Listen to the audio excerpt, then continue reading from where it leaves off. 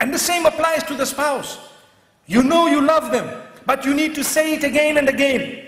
Like we got to the food moments ago, and you need to say this food is, mashallah, it's really, really great. Even if the salt is a little bit more. Because sometimes, as I was saying, she spends so much time bringing it in front of us, and we are worried about how it's smelling, number one. And number two is we say, as we taste it, the salt is too much, no? Salt is too much, no?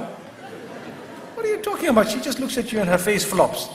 I've been at it for 3 hours here, 4 hours. I've been busy with this for so many months. And what is she going to say? Next time I'll try a bit better, a bit harder. That's if she's a good woman. If not, she'll say, never going to cook this again. Typical. It's typical.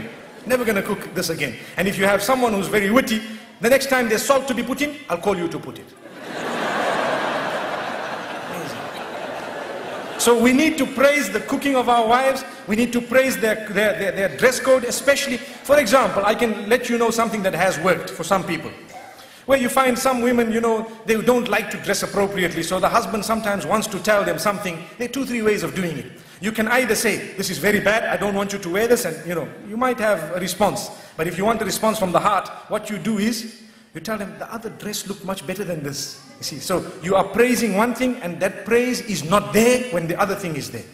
So you have told them in a way that this is what I really love. And go beyond the limits in praise. That's your wife, don't worry. You can say whatever you want to.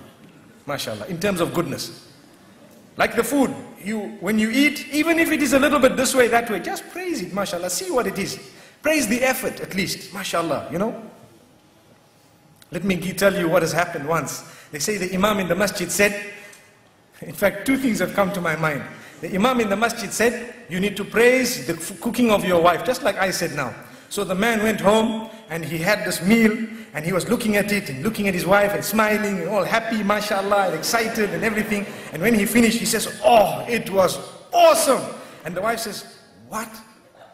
I've been cooking for you for 21 years, you never said that. Today when the food came from the neighbor, you want to say it was awesome.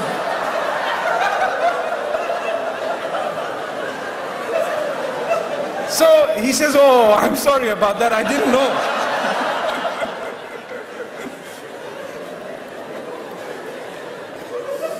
It's like the other one, the Imam, he was telling the people, you know, he gave them advice in the masjid about their wives, that look, you need to do this and do that. So the man goes home very happy. He tells his wife, darling, I'd like to carry you today. Oh, wow. Oh, I hope I'm not too heavy, darling. You know. So anyway, he carries his wife, mashallah, and he's carrying. What makes you do this, my beloved? What's happening here? Oh, the Imam told us, go home and carry your burdens, mashallah. You're carrying my burden, mashallah. Allahu Akbar. Allahu Akbar. Allahu Akbar.